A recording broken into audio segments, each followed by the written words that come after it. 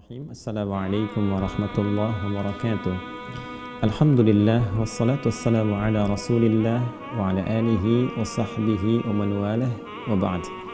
Fa ya ahbaballahi wa ahbab rasulih sallallahu alaihi wasallam, usi nafsi wa iyyakum bi taqwallahi faqad fazal muttaqun fala tamutunna illa wa antum muslimun.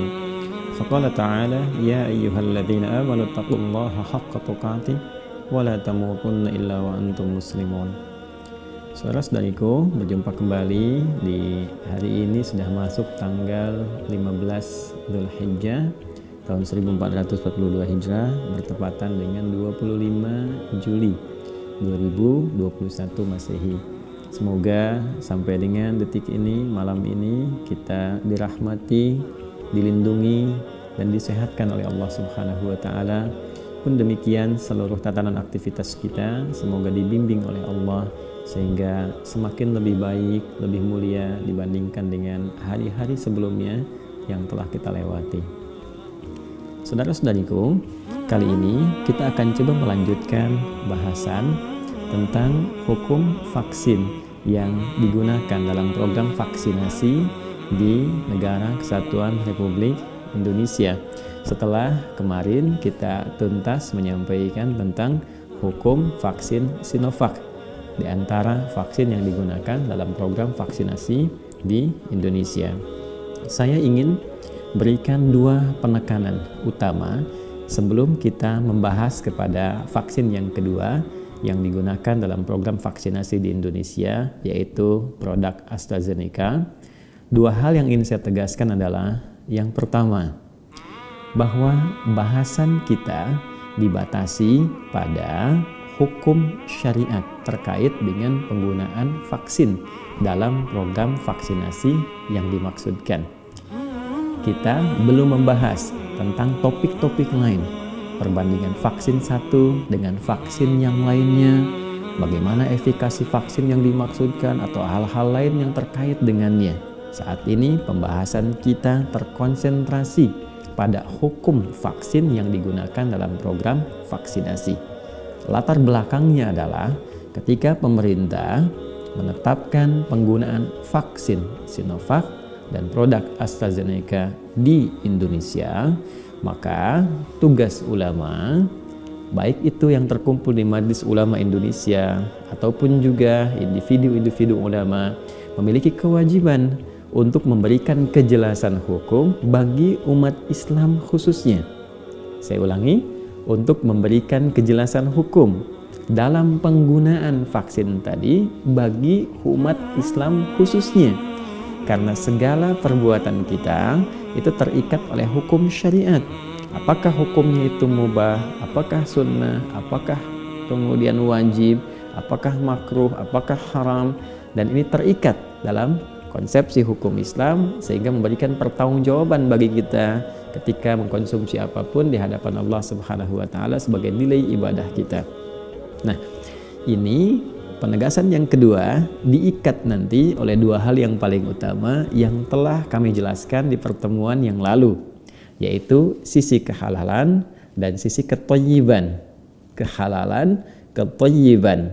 Halal baik dari segi materinya ataupun cara mendapatkannya, thayyib dari sisi kesesuaiannya dengan keadaan tubuh, dengan keadaan orang yang divaksin. Apakah itu menjadi baik bagi dirinya, apakah kondisi tubuhnya belum siap untuk divaksin, maka ini nanti melahirkan detil-detil hukum tersendiri. Hukum asal, hukum pokok telah saya terangkan di pertemuan yang lalu terkait dengan halal dan thayyib. Jadi saya tidak akan melebarkan kembali pembahasan. Ini masih tertulis ya, masih ada di papan tulis. Saya tuliskan tentang asal pokoknya. Mohon diingat kembali ya. Jadi ada halal plus thayyib, dasar hukum utamanya di Quran surah kedua Al-Baqarah ayat 168. Turunannya telah saya sampaikan di pertemuan lalu. Kemudian halal terkait dengan suci ataupun baiknya dari segi materi asal ya, ataupun cara memperolehnya. Apakah itu didapatkan dengan cara yang benar, bahannya bagus, atau justru diharamkan oleh syariat. Yang kedua terkait dengan aspek thayyib, ya, bagaimana kemanjurannya atau efikasinya atau kesesuaian dengan kondisi atau penerima vaksin. Ya. Kemudian juga nanti ini ada memiliki hukum turunan. Yang kedua bisa jadi turunan dari sini. Yang pertama halal dan thayyib, yang kedua tidak halal tapi thayyib, yang ketiga halal tapi tidak thayyib, ya kan?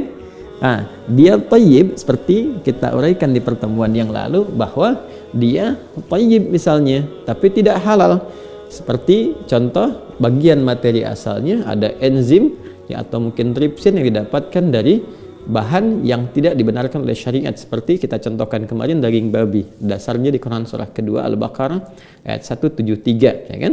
Maka di sini hukum asalnya tuh, hukum pokoknya yang tadinya bisa halal ini bisa berubah menjadi haram karena unsur yang digunakan bersumber dari zat atau materi yang diharamkan oleh syariat. Jelas ya? Baik, namun demikian nanti ayat ini pun memberikan satu penjelasan termasuk nanti ayat-ayat yang lainnya, bahwa bila ada kondisi darurat, famanidhurra ghairu baghin wala 'adil fala itsma 'alaih. Jika seseorang berada dalam kondisi terdesak, sangat darurat dan sangat dibutuhkan, maka boleh digunakan tanpa berlebihan. Ya. Kemudian juga ini pun diikat dengan kondisi bahwa yang halalnya belum didapatkan. Kalau sudah didapatkan yang halal, sekalipun ada unsur yang haramnya, tapi yang halal itu ada, maka tidak boleh menggunakan yang haram. Sekali lagi, tidak boleh menggunakan yang haram dan wajib yang digunakan itu yang halalnya. Jelas ya? Jadi ada halal plus thayyib, ada halal belum tentu thayyib, ada thayyib belum tentu halal. Ini asal pokok yang ingin saya jelaskan terkait dengan pokok hukum syariat yang nanti akan terkait erat dengan vaksin yang digunakan.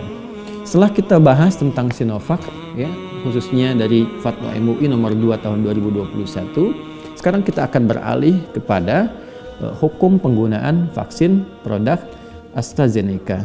Ini Majelis Ulama pun telah mengeluarkan fatwa ya. Ini saya menyandarkan pembahasan utama ini pada fatwa Majelis Ulama karena di sini kan sudah ada bukan hanya ulama-ulama yang membahas hukum, tapi nanti ada bidang-bidang lembaga-lembaga terkait yang memberikan referensi-referensi supaya hukum itu bisa dilahirkan dengan tepat ya. Nanti ada penelitinya gitu kan, LPPOM-nya gitu kan, nanti ada bagian-bagian pertimbangan risetnya dan sebagainya, dan pihak-pihak terkait yang mengusulkan misalnya dari BPOM kah, Kemenkes kah, semua secara komprehensif itu nanti ditimbang, lalu di situ disampaikan rumusan hukum seperti yang saya utarakan kemarin, baru keluarlah produk hukum. Ini tidak singkat ya, bahkan nanti dengan kesolehan-kesolehan tertentu ini tidak mudah memberikan sebuah fatwa. Bisa jadi diiringi dengan sholat juga, bisa istikharah, bisa macam-macam, bisa doa, sudah barang tentu pasti ya. Jadi saya cepat ya.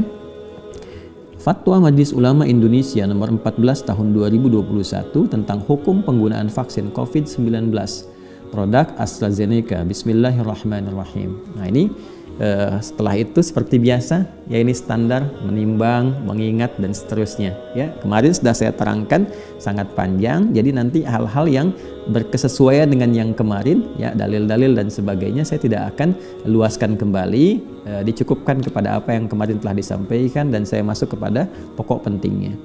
Baik, saya bacakan ya. Bismillahirrahmanirrahim. Menimbang bahwa pandemi COVID-19 sampai saat ini masih menjadi masalah kesehatan dunia yang mengancam jiwa, dan salah satu ikhtiar untuk mengurangi laju penularan dan keparahan penyakit infeksi COVID-19 ini adalah melalui vaksinasi. Kemudian B, bahwa keberhasilan vaksinasi COVID-19 dipengaruhi oleh banyak faktor, di antaranya kecukupan ketersediaan vaksin, kecepatan vaksin diberikan kepada sasaran, dan seberapa banyak sasaran tervaksinasi. C, bahwa ketersediaan vaksin masih sangat terbatas sehingga diperebutkan di berbagai negara. D, bahwa ada permohonan fatwa dari pemerintah tentang status hukum penggunaan vaksin COVID-19 produk AstraZeneca untuk dijadikan sebagai panduan pelaksanaannya. Mohon di-highlight ya, poin yang keempat ini yang D, ada permohonan fatwa dari pemerintah. Ingat, perbedaannya dengan Sinovac. Kalau Sinovac itu kan permohonan sertifikasi halal, poin D-nya dari PT Bio Farma Persero terhadap produk vaksin COVID-19 yang diproduksi oleh Sinovac Life Sciences Co. Ltd Cina dan PT Bio Farma Persero. Ya, jadi ini yang vaksin AstraZeneca ini pemerintah langsung meminta fatwa kepada MUI. Saya kira ini juga penting untuk diapresiasi. Artinya ada ketelitian di sini, tidak sembarangan memberikan, karena memang disadari ya bahwa mayoritas penduduk Indonesia ini umat Islam ya, dan jangan sampai keliru gitu kan, jangan sampai keliru. Karena itu kemudian bahwa untuk itu Komisi Fatwa MUI perlu menetapkan fatwa tentang hukum penggunaan vaksin COVID-19 produk AstraZeneca untuk dijadikan pedoman ya. Jadi timbangan yang paling utamanya tadi sudah disampaikan, ketersediaan vaksin yang diperebutkan sangat terbatas di belahan dunia, pandeminya masih juga mengancam dan sedang diatasi dengan penuh keseriusan ya, dan berbagai hal yang bisa kita dapatkan. Lalu ada permohonan fatwa dari pemerintah tentang status hukum penggunaan vaksin produk AstraZeneca yang menjadikan itu dasar MUI menimbang untuk mengeluarkan fatwa.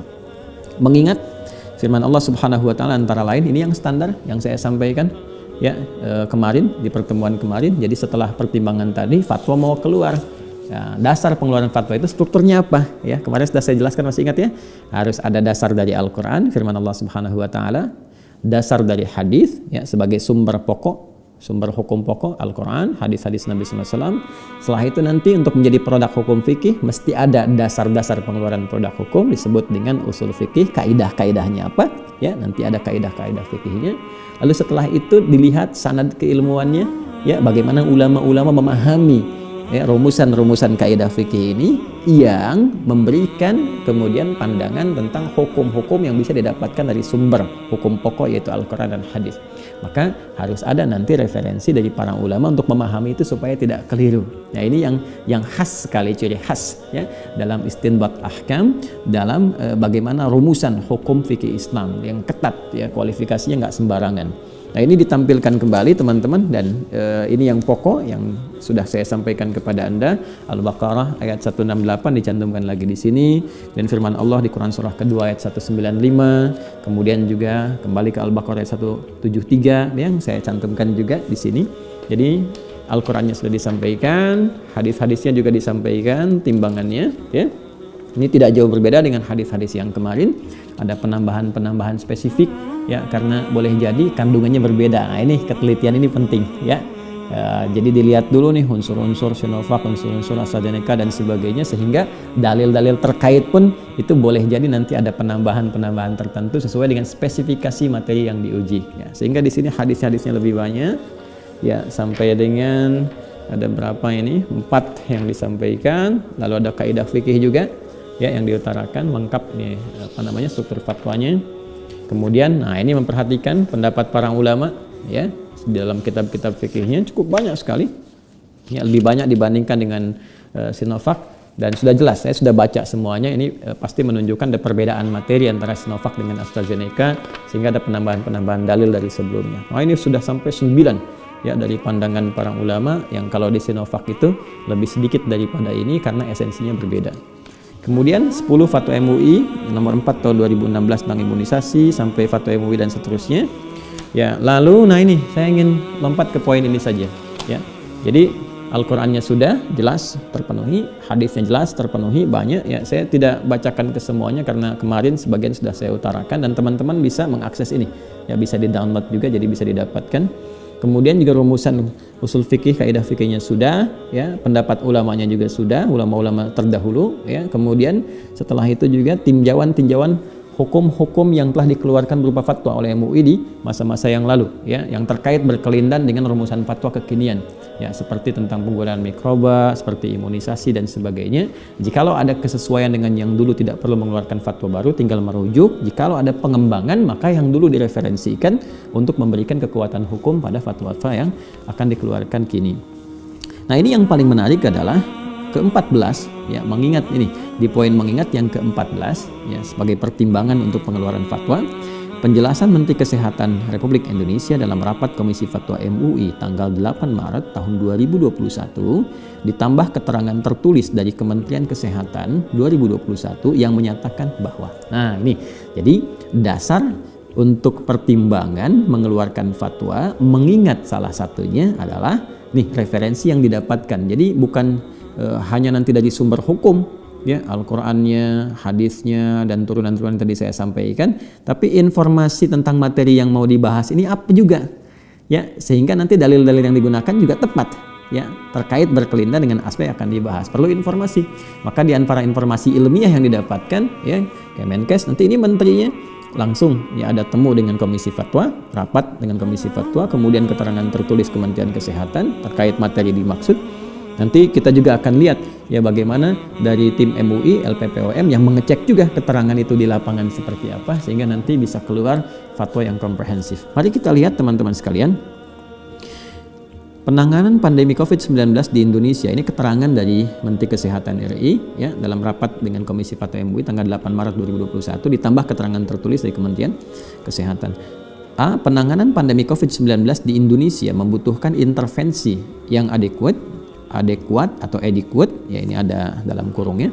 Sejak Maret 2020 sampai hari ini tercatat 37.547 orang meninggal dalam kurung pada bulan Februari sampai dengan Maret 2021. Rata kasus kematian adalah 210 orang meninggal per hari.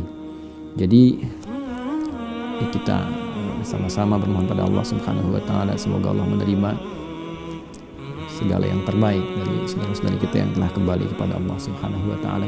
Semoga di kalangan orang-orang beriman Allah jadikan syahidah seluruhnya dan mendapatkan penerimaan yang mulia insya Allah Subhanahu wa taala. Ini periode Februari ke Maret ya teman-teman sekalian. Saya ulangi, ini periode Februari ke Maret ya tahun 2021. Artinya kita melihat kalau sekarang bulan Juli ya 4-5 bulan ke belakang itu 210 orang per hari ya yang meninggalnya, dan ini kan yang masuk dalam pendataan, yang di lapangan terjadi kita juga belum tahu ya, atau bagaimanapun yang terjadi wallahu alam dari datanya. Intinya ada tingkat kematian yang kita juga harus atasi gitu ya sebab-sebabnya. Kemudian jumlahnya di kisaran waktu itu 37.547 per harinya 210. Allahu Akbar. Untuk itu vaksinasi menjadi pilihan untuk mengurangi laju penularan dan keparahan penyakit infeksi COVID-19. Ini diantara ikhtiarnya adalah bagaimana bisa menghadirkan kekebalan berjamaah, yakni herd immunity seperti yang kemarin dibahas, dan salah satu ikhtiarnya menggunakan vaksin dari sekian ikhtiar-ikhtiar yang mungkin bisa ditempuh. B. Keberhasilan vaksinasi COVID-19 dipengaruhi oleh lama daya tahan tubuh yang dihasilkan, efikasi vaksin, kecepatan vaksin diberikan kepada sasaran, terjadinya mutasi virus, dan seberapa banyak sasaran tervaksinasi. Sementara akses mendapatkan vaksin sangat sulit karena persaingan ketat di tingkat global. Ini sudah jadi tanda bagi kita bahwa pada medio waktu itu, ya di kisaran di Februari ke Maret tahun 2021, ya ini sebagian Sinovac kan sudah ada ya, kesepakatannya, sudah ada kuotanya, namun beberapa vaksin yang diusahakan itu ya itu sangat tidak mudah untuk mendapatkannya ya, dan sementara tuntutan lokal di dalam negeri untuk ikhtiar tadi sangat dibutuhkan ya. Nanti kita akan lihat bagaimana rumusannya di poin C. Dalam rangka melaksanakan program vaksinasi untuk mencapai target herd immunity di tahun 2021, pemerintah berupaya mengamankan akses terhadap 426,8 juta dosis vaksin COVID-19. Nah ini mungkin informasi yang nggak banyak kita tahu, gitu kan?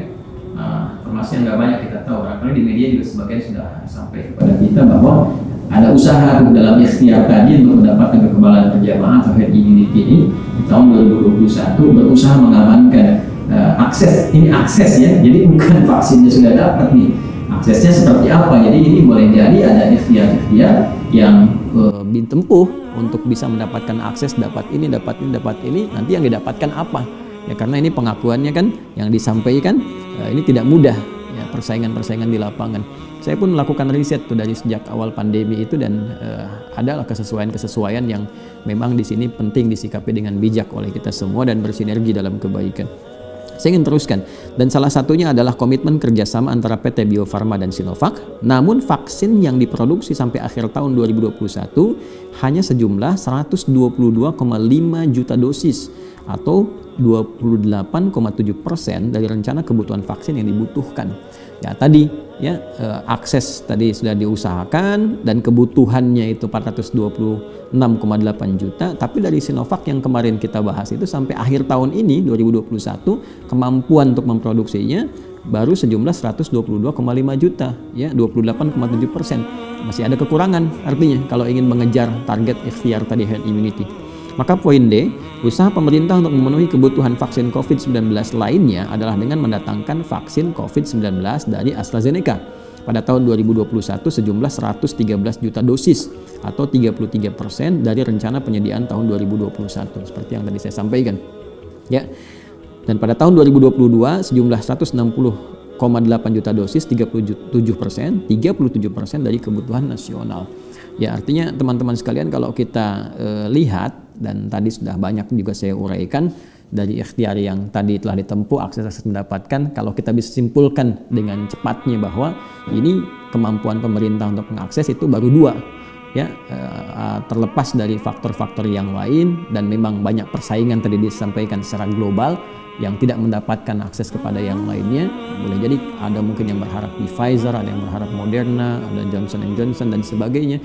Boleh jadi itu sudah diusahakan, ya, atau sudah berupaya untuk diakses, cuma dapatnya Sinovac dengan akses ke AstraZeneca, ya. Wallahu a'lam, dan kita berdoa ya, pada Allah Subhanahu wa taala, ya, mudah-mudahan kalaupun program ini kemudian berlanjut dengan pandangan-pandangan menguatkan, ya, dan manfaat-manfaat yang ada dengan cara yang benar, boleh jadi Allah berikan kemudahan-kemudahan kepada yang lainnya. Yang penting kita bersinergi dalam kebaikan. Poin yang kita dapatkan adalah di sini. Nah, ini ada keterangannya, ya. Sementara Sinovac dengan AstraZeneca, ya, yang tadi sudah disampaikan. Poin E, nah ini supaya kita tidak menduga. Ini keterangan dari Menteri Kesehatan dan dari Kementerian Kesehatan tertulis. Vaksin kandidat lain yang telah memberikan komitmen kerjasama dengan pemerintah seperti Pfizer, Novavax, Sinopharm, dan Moderna masih belum memberikan kepastian suplai. Dan saat ini vaksin tersebut sedang dalam evaluasi aspek efikasi, mutu, dan keamanan di BPOM. Nah, jadi jelas ya. Nah, intinya sederhana, kalau kita melihat di sampai poin E ini, dari pihak Kementerian Kesehatan menyampaikan ya secara tertulis, kemudian Menteri Kesehatannya juga sudah langsung rapat dengan Komisi Fatwa pada tanggal 8 Maret 2021, ya, disampaikan bahwa sudah dicoba untuk mendapatkan vaksin-vaksin yang mungkin di masyarakat banyak-banyak pertanyaan, kan? Tapi kan informasi ini jangan sampai ke kita nih, ya, mungkin ini komunikasi, kalau saya boleh sarankan, mohon izin, boleh jadi komunikasinya, ya, yang harus diperbaiki. Mohon maaf kalau dengan kata-kata ini kurang berkenan, kan? Supaya satu informasi yang utuh, yang terbuka dari atas sampai dengan ke bawah, dari pusat sampai dengan ke daerah, sehingga masyarakat mengerti dan tidak terdapat kegelisahan atau kegagalan terkait dengan pilihan-pilihan vaksin misalnya di lapangan.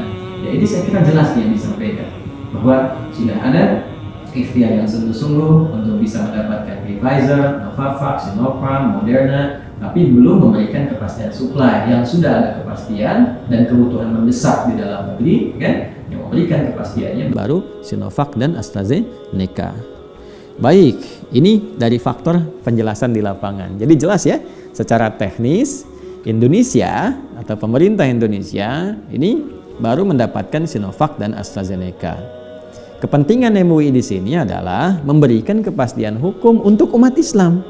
Apakah ini aman secara syar'i, ya, dalam penggunaannya, mencakup hukum halal dan thayyibnya? Itu yang menjadi tanggung jawab dari ulama saat ini, baik yang tergabung di MUI, yang sudah menjadi lembaga formal tentunya di Indonesia, ya, melindungi keadaan-keadaan umat dalam beribadah dan turunan-turunannya, juga ulama-ulama individual yang memang punya peranan di masyarakat untuk memberikan pendampingan hukum. Ini Sinovac sudah masuk, hukumnya apa? Ya, sebelum digunakan harus paham. Kemudian AstraZeneca pun ada bagaimana hukumnya, sehingga masyarakat mengerti nanti, jangan asal disuntik tahu-tahu bermasalah, gitu kan? Baik dari aspek halal ataupun thayyibnya. Baik, sebelum masuk ke kesimpulan hukum, ini dikuatkan kembali. Seperti tadi saya sampaikan, struktur hukumnya sudah didengar dari pihak untuk penyalur atau bahkan nanti dari produsennya, kemudian struktur hukumnya dari Al-Quran, hadis, kaidah-kaidah usul, pendapat ulama, termasuk acuan fatwa sebelumnya sudah ada. Sekarang dari poin 15, penjelasan Direktur Utama PT Bio Farma dalam rapat Komisi Fatwa MUI tanggal 8 Maret 2021, dan ditambah penjelasan tertulis PT Bio Farma Persero sebagai partner Sinovac Life Science sebagai produsen vaksin COVID-19 yang sudah tersertifikasi halal, yang sudah tersertifikasi halal, yang menyatakan bahwa kapasitas produksi bulk COVID-19 di Sinovac berjumlah 600 juta dosis secara keseluruhan. Dari jumlah kapasitas produksi tersebut, sampai dengan saat ini Sinovac baru dapat menyanggupi suplai RTF bulk ke Bio Farma sejumlah 140 juta dosis secara bertahap. Baik ya, bisa dipahami ya. Sementara kebutuhan vaksin nasional untuk mewujudkan herd immunity sebesar 426 juta dosis. Ya, sederhana. Jadi intinya ini suplai RTF bulknya ke Bio Farma sejumlah 140 juta baru bertahap. Ya, artinya belum bisa menjangkau apa yang dibutuhkan ya bagi target herd immunity. Kemudian B, dari 140 juta dosis vaksin tersebut, dari 140 juta dosis vaksin tersebut, setelah dilakukan proses produksi di Bio Farma dengan dikurangi untuk proses pengujian QC dan hal lainnya, maka diperkirakan neto dapat tersedia sejumlah 122,5 juta dosis yang sebelumnya, poin sebelumnya. Jadi yang bulknya itu 140 juta, tapi yang jadi vaksin yang siap untuk divaksinasikan itu didapatkan 122,5 juta, yang 28, sekian persen itu dari target yang diperlukan. Jumlah 122,5 juta dosis ini masih jauh dari jumlah yang dibutuhkan oleh pemerintah untuk melaksanakan vaksinasi COVID-19 secara merata bagi masyarakat Indonesia. 16. Penjelasan Kepala Badan Pengawas Obat dan Makanan BPOM RI dalam rapat Komisi Fatwa pada Senin 8 Maret 2021 yang pada intinya menyampaikan bahwa BPOM telah melakukan proses evaluasi keamanan AstraZeneca setelah memenuhi standar keamanan, dan karenanya BPOM telah memberikan persetujuan penggunaan pada masa darurat atau Emergency Use Authorization ya EUA pada 22 Februari 2021, dan BPOM memberikan jaminan keamanan, safety, mutu, quality, serta kemanjuran efikasi vaksin COVID-19 produksi AstraZeneca yang menjadi salah satu indikator bahwa vaksin tersebut memenuhi kualifikasi thayyib. Artinya di sini dari Kemenkes data sudah dapatkan, dari menterinya juga sudah ada, kan? BPOM juga sudah meneliti, tinggal MUI-nya untuk memberikan kepastian hukum. Ya, jadi kalaupun BPOM sudah mengatakan ini bisa, boleh, kan, atau tidak membahayakan, ya, efikasi sekian, tetap harus digali unsur materinya, halal enggak? Ya, kemudian kesesuaian dengan penggunanya, ya, sesuai tidak gitu ya, dan itu nanti yang thayyib itu akan kembali ke masing-masing vaccinated, orang-orang yang divaksin, ya, dengan yang kemarin sudah saya sampaikan, kejujuran, keterbukaan, ya, kemudian screening kesehatan sebelum melakukan vaksin dan sebagainya. Teruskan. 17. Hasil kajian Indonesian Technical Advisory Group on Immunization (ITAGI) terkait situasi vaksinasi COVID-19 saat ini diantaranya: A. Di tingkat global terjadi persaingan ketat dalam memperoleh dosis vaksin COVID-19. Kebutuhan global pada tahun 2021 sebesar 5,4 miliar dosis di dunia. Sementara kapasitas produksi global hanya mencapai 1,8 miliar dosis sampai dengan Juni 2021. Jadi dari sampai bulan kemarin itu baru dapatkan 1,8 miliar dosis dari kebutuhan global 5,4 miliar. Ya, dan ada satu persaingan di hampir semua negara terkait dengan persoalan ini atau untuk mendapatkan vaksin yang dimaksudkan. Hal ini diperberat dengan adanya kebijakan restriktif negara atau kawasan yang menjadi basis produksi vaksin, sehingga suplai vaksin ke negara-negara tingkat global menjadi berkurang. Ini bahasa halus ya, artinya nggak semua negara produsen vaksin itu mau berbagi vaksinnya, ya mungkin sebelum di tempatnya sendiri atau di negaranya sendiri setelah tersalurkan, atau negara-negara sahabatnya, sekutunya, kerabatnya dapat duluan. Ini macam-macam nih nanti ya, nah, tergantung dari lobby pemerintah Indonesia bagaimana mendapatkannya, intinya dapat dua gitu kan. Baik. Kemudian B, vaksinasi COVID-19 dari tinjauan imunisasi memiliki manfaat sebagai berikut. 1. Jangka pendek untuk menurunkan angka kematian, kesakitan, dan mengurangi transmisi terhadap penularan penyakit COVID-19. Nah, ini mungkin menjawab juga sebagian kita yang bertanya, kenapa harus divaksin, gitu kan? Nah, ini jawaban dari sana ya. Nanti kita poin-poin tertentu bisa didiskusikan di edisi atau bagian-bagian yang lain.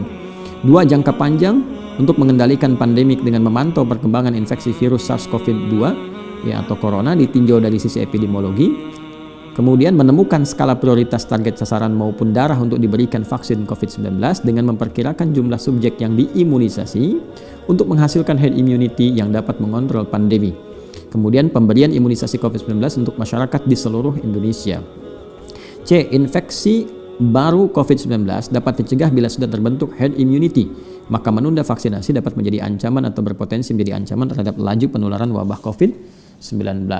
Ya, jadi artinya diharapkan dengan herd immunity ini terjadi kekebalan berjamaah sehingga setidaknya bisa menghambat penularan-penularan, gitu kan, dan menimbulkan yang paling bagusnya kebal terhadap virus atau setidaknya gitu kan mengurangi bahaya-bahaya yang dapat dihadirkan oleh virus sehingga bisa tertekan oleh vaksin yang tadi dimaksudkan.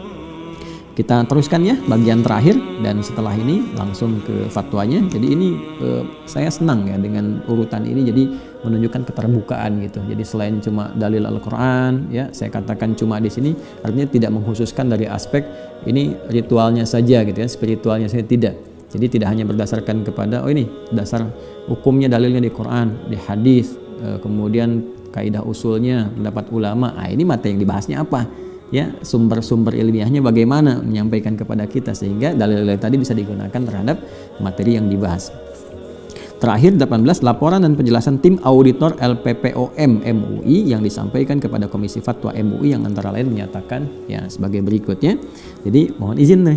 Tadi kan sudah kan, Kemenkes sudah, BPOM sudah, kemudian apalagi tadi itu ya ada Itagi gitu ya, sudah dan turunan-turunannya, tapi itu tidak boleh menghentikan objektivitas ya dari MUI untuk tetap memberikan penelitian secara subjektif ya.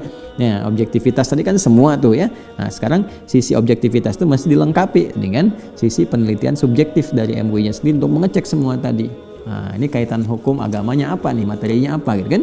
Maka di sini yang berperan diantaranya LPPOM MUI gitu kan untuk menyampaikan hasil penjelasan dari penelitian dan audit yang dilakukan. Tolong garis bawahi ya, ini yang paling penting nanti untuk penentuan fatwa. Bahan aktif vaksin adalah rekombinan.